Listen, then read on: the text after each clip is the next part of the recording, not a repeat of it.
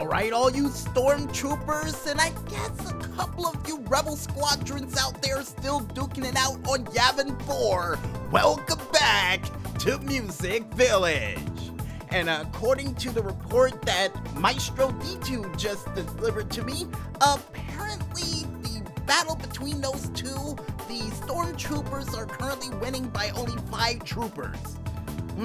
So I guess the rebel squadron really has to pull through, so to help them out, I might as well answer a couple of your questions at home for another edition of the MusicVillage Mailbag. And to properly represent the rebel squadron, we're gonna wear those very big, uncomfortable helmets that they wear out in the field. Which I still have no understanding why they wear it, but, might as well put it on. Alright, a little snug, a little top heavy too. Why in the world do they wear this, Maestro? Oh, to avoid laser fire. Right. Alright, so well worth wearing it. And let's get to those questions, right? And the first question that we have up says, Dear DJ Smokey, with PlayStation turning well over 25 years old this past year, what was your favorite PlayStation game and why? Well, to answer that question, I think I'm gonna have to have a category for each of the game types that I played as a kid. And racing game-wise, I would have to say Ridge Racer Revolution was definitely one of my favorite games for racing. For sports game-wise, I will have to say, since I had so many great memories for it, and the fact that my father was willing to get the demo, or actually the real version of the game after we played the demo of it, I do believe, NFL Blitz? Yeah, another one of my favorite ones. And for RPG or open world type game, it's a toss-up between Mercenaries and I do believe Grand Theft Auto. I mean, that was the only reason Grand Theft Auto's on the list, folks, is because of all the great music, not because you can go down the street, beat up a hooker, and then all of a sudden make your way down the street and get chased by 87 cops. But yeah, definitely a favorite of mine. And another one to add to that list, definitely Driver. Because I learned a whole bunch of cool tricks, especially in that parking lot mission that a lot of people couldn't pass from Driver. And for beat 'em up games, I will have to say Fighting Force. Yeah, definitely Fighting Force. And another sports game that we want to add to the list, because Maestro just brought it up to my attention, even though it's PlayStation 2, Tony Hawk. Definitely Tony Hawk is on that list. And also Too Extreme, because anytime you can jump thousands of feet into the air and almost hit an elephant in Africa, it's a fun game to me. And the next question that we have up, since we split that question into so many different categories, comes from none other than a fan of the Indie Radio Arcade. He seriously wrote that. And the fan would go on to say, Dear DJ Smokey, you said last week during the Indie Radio Arcade, would you fight Santa in a TLC match? Okay, yeah I did. And would go on to say, but you didn't say what type of Santa Claus we'll be fighting for that certain amount of money.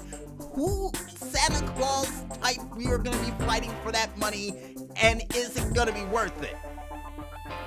Well, to answer your question, since we didn't answer it during the Indie Radio Arcade this past week, the Santa Claus you will be fighting during that said challenge, it was gonna be neither Mick Foley, Goldberg, or anybody who has ever played Santa Claus in the past for WWE who is, capable enough to doing a tables, ladders, and chairs match. And if my memory serves me correct, I'm pretty sure Mick Foley has never been in a TLC match. So to give you guys a bit of an advantage, I guess Foley. I mean, he's the ultimate Santa Claus, so yeah, go Foley. And not to mention he's immune to all forms of pain depending on which persona he has, so yeah, go Foley. And the next question that we have up says, Dear DJ Smokey, did you go for the 10-year challenge on Twitter? And if not, why? Well, the reason why I didn't go for the 10-year challenge is because I don't take many pictures of myself 10 years apart, and the only person who really does take pictures of me is my shutterbug of a dad, and I don't even think we have a picture of us 10 years ago to 10 years now, but we do have a list of accomplishments that we were able to do for the 10-year challenge in the form of, well, we did well over 900 shows in the course of 5 years. Not only that, but we got a chance to perform on stage. We had our face on a cake. We were able to share video game stories with you fans out there, so much so that I had somebody laugh so hard at a bar, they almost fell out of a stool from one of the stories. And by the way, it's for Game Day 98, and the fact that my brother beat me 175-3, which is still embarrassing, and I don't know why in the world I mention it out in public. But the real hook of the story, and it is true, folks, because one day I hope to get my brother on this show to actually talk about it. I got struck by lightning trying to make my way downfield. For those who never heard the story before, yeah, that's how it ended. That's how it really ended. And not only that, folks, we were able to share music, games, and all sorts of fun things that we were able to do in the short amount of time in this decade when we brought MusicVillage back. So I can't wait until the next decade to see what sort of magic and cool adventures we can take you on within the next 10 years, into the 2030s, which hopefully by then we have flying cars. Really do. We should have had it back in 2010, according to the Jetsons, or in the 2000s, but I guess we're a little bit slow in the giddy-up. Here's hoping for flying cars in 10 years, folks. And the last question that we have up says, Dear DJ Smokey, what happened to the Christmas tree lighthouse of the week? Or the Christmas lighthouse of the week? Well, with the fact that we had a pay-per-view, a match card review, and everything else, we completely forgot about it.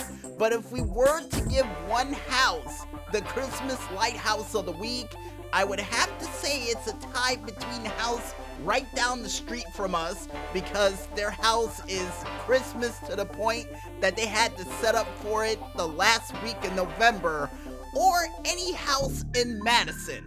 We're still standing on that because they're in a back and forth war with each other with decorating their house with Christmas tree lights so bright it makes its own aurora borealis that you can see from where MusicVillage headquarters is right now. I've been wondering for weeks why in the world I kept seeing blue and yellow lights in the sky. If you drive down to Madison, trust me, you'll get your answer. My God, they go overboard for Christmas. It's like Christmas with the Cranks. And with all those questions answered, folks, for this decade, we would like to thank you once again for delivering your questions for another edition of the MusicVillage Mailbag. And if you guys and gals out there want to answer your questions or have your questions answered on the air, I almost got tongue-tied there, you can head on over to our Facebook, Tumblr, or even SoundCloud pages, still all named the same, only known as MusicVillage Radio, or head on over to our YouTube and Twitter pages known as the OO Agent 0012, or for those who love the email route, you can head on over to our email page known as musicvillagebluestown@yahoo.com to ask all of your questions to me, the Maestro, Dan the Weatherman Stu, or anybody here at MusicVillage headquarters that would love to answer your question at a moment's notice. And we may answer more of your questions for a work in progress this weekend, so keep those questions coming, folks, because we want to end the decade off by answering as many of them as possible. And I guess with that said, folks, we might as well head back into music, and when we return, we'll be back with more traffic-pleasing delight as MusicVillage rolls on right after this. So don't wear your horn out in traffic just yet, folks, and stay tuned.